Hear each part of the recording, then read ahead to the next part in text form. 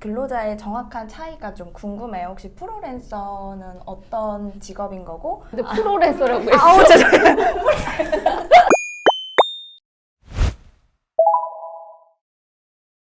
네, 안녕하세요. 스타트업 전문 로펌 법무법인 별의 강혜미 변호사입니다. 네, 안녕하세요. 저는 법무법인 별 송모팀 김희정 대리입니다. 오늘의 사연을 들려드리겠습니다. 안녕하세요. 저는 IT 쪽 스타트업을 운영하고 있습니다. 얼마 전에 저희 회사에서 퇴직한 프리랜서 프로그래머분이 회사를 상대로 퇴직금 및 연휴 수당을 청구하는 사건이 발생하였습니다. 프리랜서분은 2년 동안 재택근무를 하였고 가끔씩 프로젝트 회의 때만 회사에 오셔서 참석만 한 적이 있습니다. 계약할 때도 4대 보험은 가입하지 않았고 근로계약서도 따로 체결하지 않았습니다. 프리랜서 위임 계약만 하였습니다. 하지만 이 프리랜서분은 자기는 이 회사의 업무적 지시를 받았고 재택근무이지만 남들 출근 시간에 맞춰서 일을 시작하였다고 퇴직금과 연휴 수당을 달라고 합니다. 이럴 때 어떻게 해야 하나요? 퇴직금 및 연휴 수당을 지급해야 할까요? 아, 네. 오늘 사연 들어봤는데요, 변호사님. 아무래도 요즘에 프리랜서로 전향하시는 분들이 많아가지고 이런 또 관련된 질문들이 좀 많이 생기는 것 같아요. 변호사님, 프리랜서하고 근로자의 정확한 그 차이를 좀 알고 싶은데 프리랜서랑 근로자는 각각 그 규정하고 있는 의미가 어떤지 좀 궁금해요. 네. 네. 일단은 프리랜서는 뭐 흔히들 많이 얘기는 하지만 법에서 뭐 프리랜서란 뭐라고 한다라고 하는 그런 정의 규정이 따로 있는 건 아니에요. 네. 그러니까 프리랜서는 법적인 정의는 없고 일반적으로 일정한 뭐 집단이나 회사에 전속되지 않고 그때그때 자유롭게 계약을 해서 네.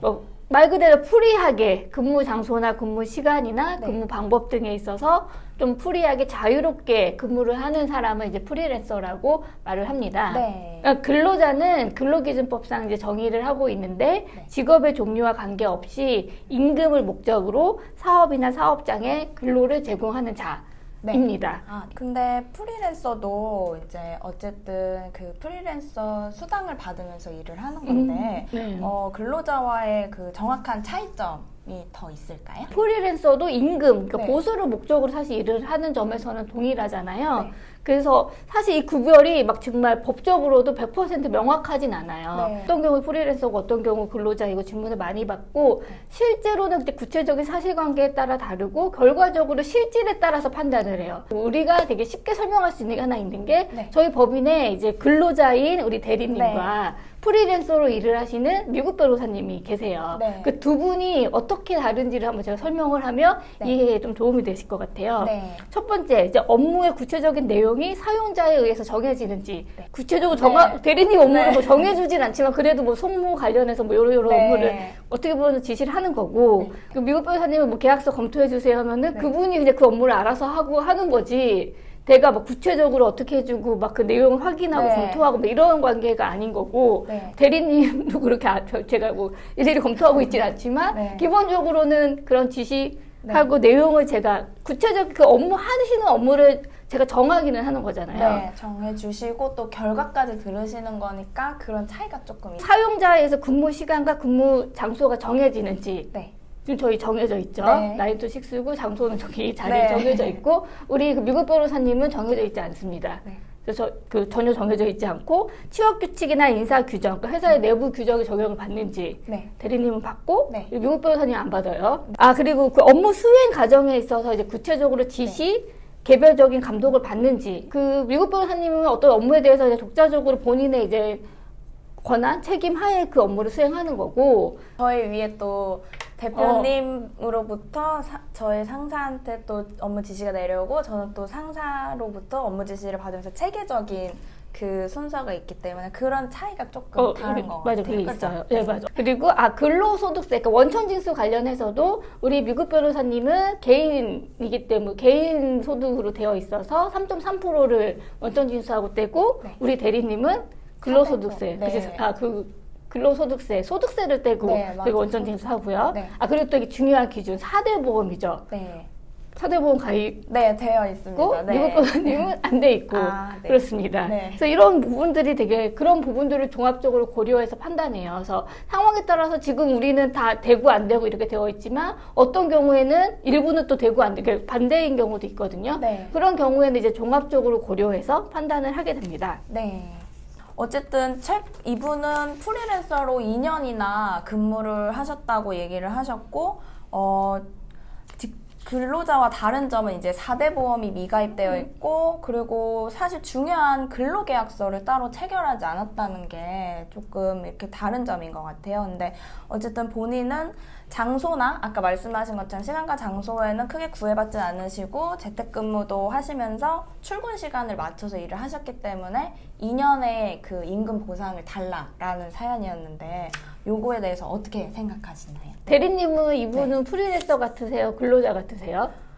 저는 프리랜서 같으세요. 네. 아, 네. 어떤 점 때문에 그러세요? 아무래도 이제 저는 장소가 정해져 있는 이 회사에 출근 장소가 정해져 있고, 이분은 장소가 정해져 있지 않고, 그리고 또 출근 시간은 저는 이제 9시부터 6시까지라고 정해져 있지만, 이분은 출퇴근 시간이 정해져 있지 않으셨고, 그리고 업무적 지시를 받아서 일을 하셨다는 점에서는 이제 저는 아예 이제 종속되고 정해진 업무를 하신 거지만, 이분은 이제 아예 종속돼서 구체적인 업무 지시를 받아서 한 게 아니라 그냥 이제 이 일을 해달라라고는 그런 지시, 간단한 그런 업무적인 지시를 받았을 때의 업무를 하신 거기 때문에 저는 근로자인 것보다는 프리랜서 쪽이 조금 더 가깝지 않으신가라는 생각이 들어요. 네. 네, 너무 정확하게 설명을 해주셔가지고 변호사를 하셔도 될 것 같아요.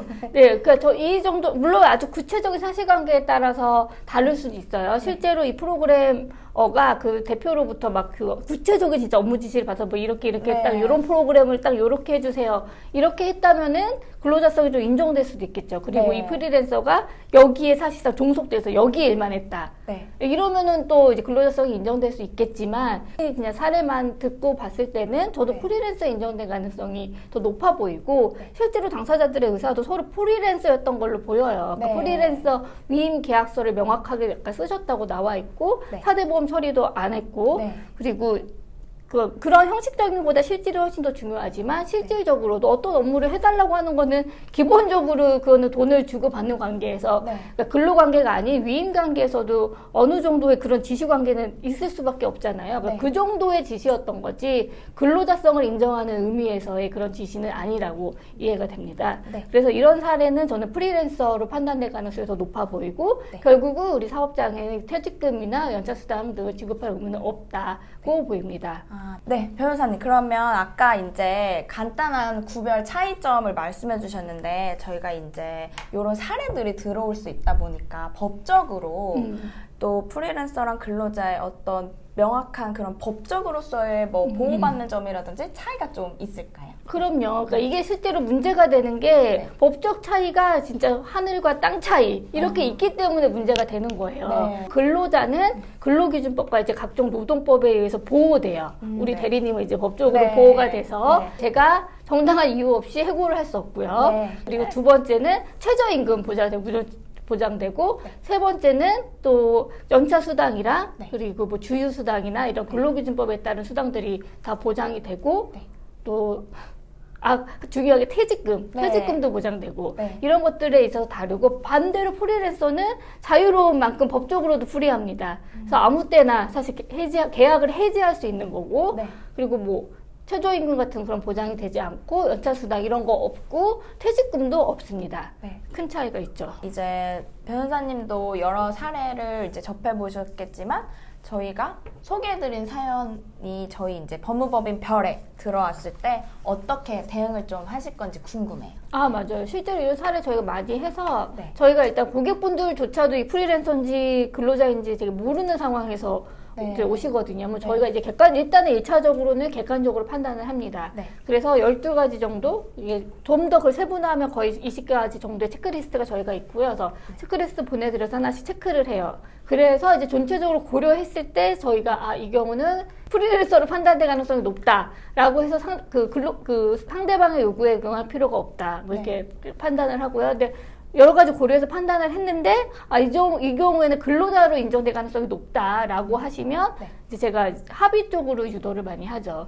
그래서 그렇게 되고, 근데 만약에 저희가 검토한 결과 프리랜서일 가능성이 높다고 판단됐는데, 만약에 상대방이 그럼에도 불구하고 지방노동위원회나 뭐 법원에 소송을 제기했다라고 하면 저희가 그때는 되게 적극적으로 대응을 해서 이러이러한 점 때문에 근로자가 아니다. 그래서 퇴직금 지급 의무가 없다. 이런 쪽으로 이제 방어를 하게 됩니다. 감사합니다. 네.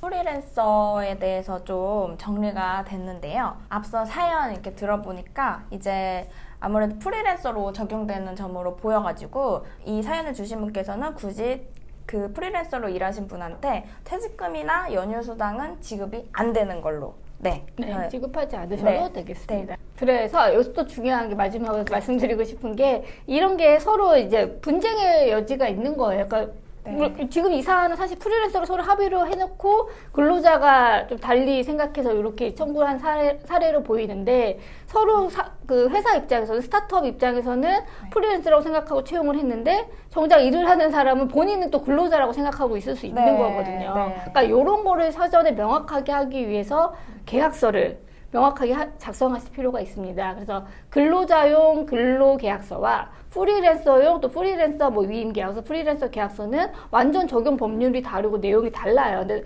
실무상 그냥 혼용해서 쓰이고 있거든요. 그래서 이 두 개를 명확하게 정하시고 명확하게 체결하시고 실제로 더 주의할 게 그러니까 프리랜서로 계약을 했어요. 근데 프리랜서로 체결해놓고 자꾸 근로자처럼 업무를 시키거나 자꾸 그렇게 되면 결과적으로 나중에 근로자로 인정될 수 있기 때문에 프리랜서로 하실 생각이라면 실제로 그분을 프리랜서로 대우하고 이렇게 처우하실 필요가 있다는 점 알려드립니다. 네. 오늘 사연도 들어보고 대표님한테 이제 정확한 프리랜서와 근로자의 차이도 이제 구분하게 되는 방법을 알게 됐는데요. 저희 또 법무법인 별은 열린 마음으로 또 이런 사건이나 분쟁 소송 같은 거 궁금하신 점 있으면 언제든지 상담 가능하니까 연락 많이 주세요.